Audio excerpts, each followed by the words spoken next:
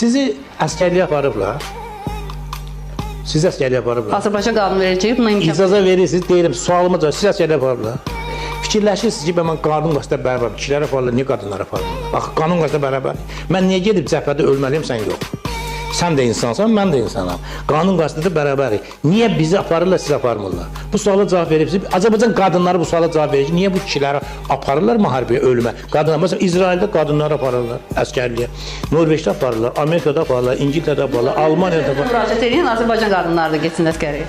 Ona görə aparmırlar ki, Azərbaycan milli və dini dəyərlərinə ziddir qadının gedib orduda xidmət eləməsi. Fikrim çatır, nə demək?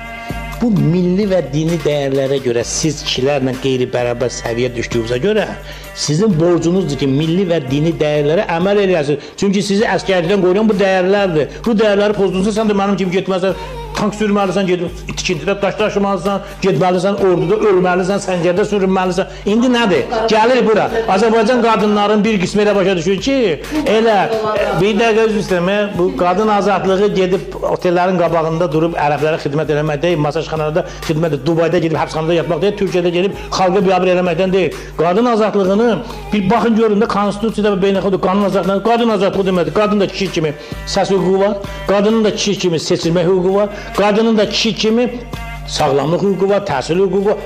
Qadının özbaşınalıq hüququ yoxdur, ərə tabi olmamaq hüququ yoxdur. Əgər qadının ərə tabi olmamaq hüququ olarsa, onda kəbin nəyə lazım? Kəbin müqavilədir. İcazə verin də. Şu qadın bərabərdir ailədə. Elə bir şey yoxdur ki, tabi olmalıdır. Bak dedim də, əgər bərabər isə niyə əskərliyə getmirsən? Bərabər niyə getmirsən? Orada deyil, bir dəqiqə.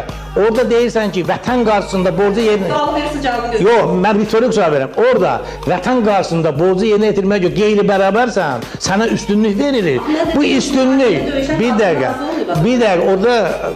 Mən qanunla söhbətdən gedirəm, bir qanun qadın könüllü gedib nəsə eləyə bilər, bir iki də könüllü qaça bilər əskərlikdən. Mən qanun deyim, qanun qadınları əskərliyə aparmağa icazə vermir. Niyə?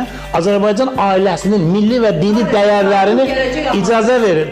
Gələcək, mən də gələcək atayam. Mən olmayımdan sonra qadın gələcək, mən necə olacaq?